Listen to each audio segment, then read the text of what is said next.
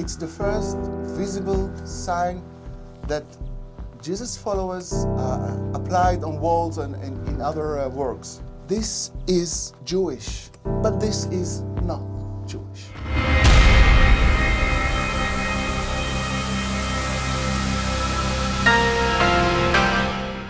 Yalla.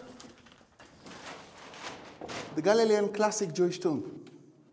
All of these are burial niches, but you can see the shelf here. This is the specified space or spot for putting the bodies for the first year after death, until only bones remain. Then they collect the bones inside these niches.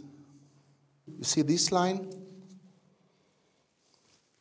The builders wanted all the opening to be on the same level, so the masons marked the level, and it's 2,000 years old. Try to close the door.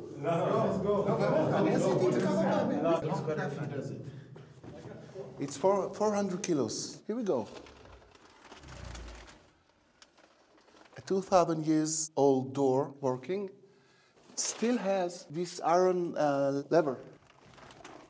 As long as you have specified spaces in a tomb for a body and a different space for the bones, this is a Jewish tomb. For a moment you thought you were staying in here. You're not the first one to get out of a tomb alive.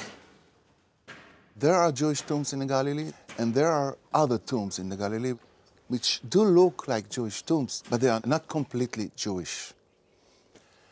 And I had to find a solution, an answer. It was a riddle.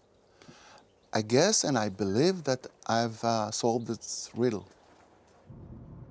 When you make tomb hunting your profession, you learn where and how to find tombs. I was lucky to find some unknown tombs, but most of the tombs I know are very well known and highly accessible. One wonders if the tombs are so easy to access, why don't people study them?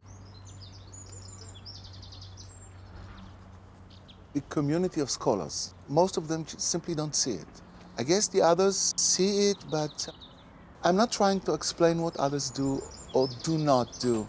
I know what I do, and I will back up what I do, not what others don't do. Everybody is running to Jerusalem to find traces of Jesus and his followers. We know that most of his followers were Galileans. After the crucifixion, they ran from Jerusalem. They ran home. This is so-called Jewish tomb. Why don't we look for these people in the Galilee? They lived here. Well, somebody just, well, they're trying to erase it. It has fins. Here is one, and the other one, they broke it. Oh God. This is the tale. Jews were not allowed to depict animals and humans. It's against the Jewish law. Jonah's sign, it's in the New Testament. 3 days in the belly of the fish and then got back to life, which is the resemblance of the resurrection. This sign, it's not even Christian, it's Christian Jewish. It precedes the cross and others. It's the first visible sign that Jesus' followers applied on walls and in other works. We have the spots for bodies and the niche for collecting the bones. This is Jewish, but this is not Jewish. Maybe it was completely Jewish before someone became a Christian Jew and depicted the fish such, it's a 2 feet long fish. You cannot miss it. I know a great scholar who excavated the ancient Jewish village of Meron and the synagogue on the top of the mountain, but somehow he missed this fish and this tomb. I find it almost unbelievable. Well, the head was larger. They broke it. And they put some color around the fish. I'm glad we are documenting it because we might lose it. To study tombs, you got to be in the field. So I don't know if any other Israeli scholar is studying Christian Judaism, because the mainstream just doesn't like even the term Judeo-Christian or Christian Jews. You can ask just a Jew in the street, was Jesus a Jew? He will tell you, no, he was not, he was Christian. Jesus was not Christian.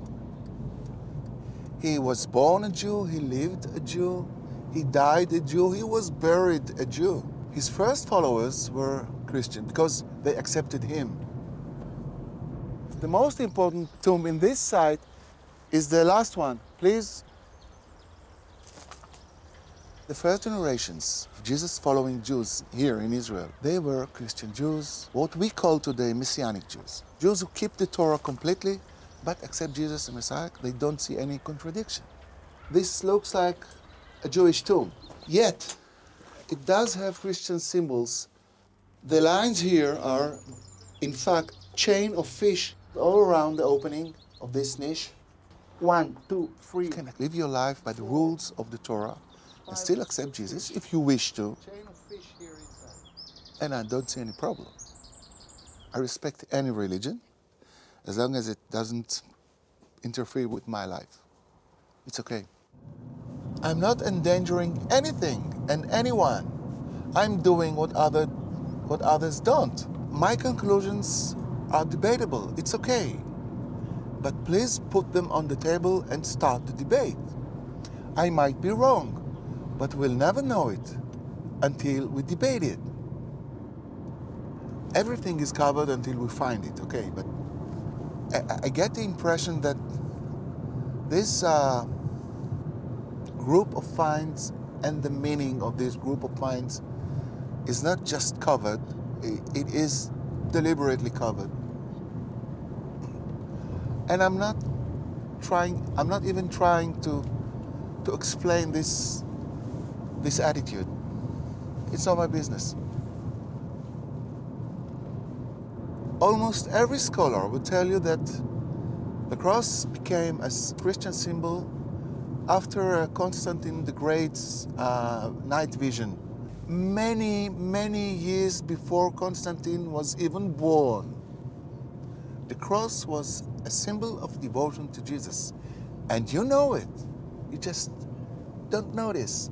When Jesus says, if you want to follow me, take your cross and follow me. 5 times in the New Testament. This is at least a symbol of devotion to Jesus. I'm glad to tell you. You need a Jew to tell you that. Okay, I'm here. I'm not afraid of reading whatever. Just look at the things. Just take the book and read it. I did it. I'm a Jew. I took the New Testament. Just read it. It's there. You can see it.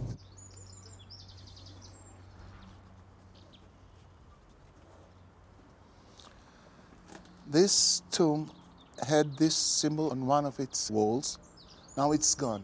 So, when I visited this place about 6 years ago, well, it's heavy. It had this sign on this wall, which I was lucky enough to take a picture of, and I still keep the picture. This symbol, we know it's an ancient Christian symbol, and it means it has a cross and the Alpha Omega, and it was here in a so-called Jewish tomb. It's Jewish by the structure, but not Jewish by the symbol. It's a mix. I believe it's a Christian Jewish tomb.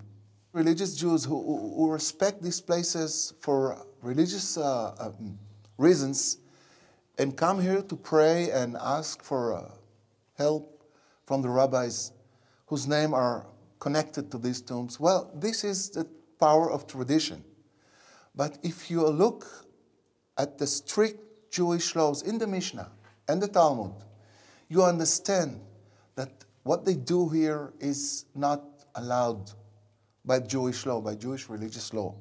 Allowing these people to do almost whatever they want to do in these sites because we sort of accept that these sites belong to these religious Jews, which I don't accept, but this is the fact of life here in Israel, especially in the Galilee. They find the tomb, they connect a certain rabbinic name to the tomb, and then we lose it. Facts are just there. Just go and see it. If Jesus' earliest followers were Jews, we are talking about Christian Jews. Maybe it was a very small group, but it's not a myth.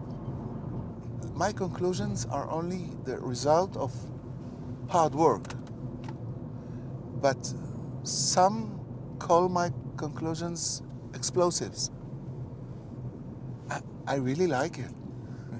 I like to explode things. I was in the army. Christian Jews sort of disappeared, but I believe that many of them completed the process and became complete Christians, and others simply returned to complete Judaism. But we do know that the rabbis and the church fathers didn't like them. Christianity and Judaism had in common the attitude to Christian Jews.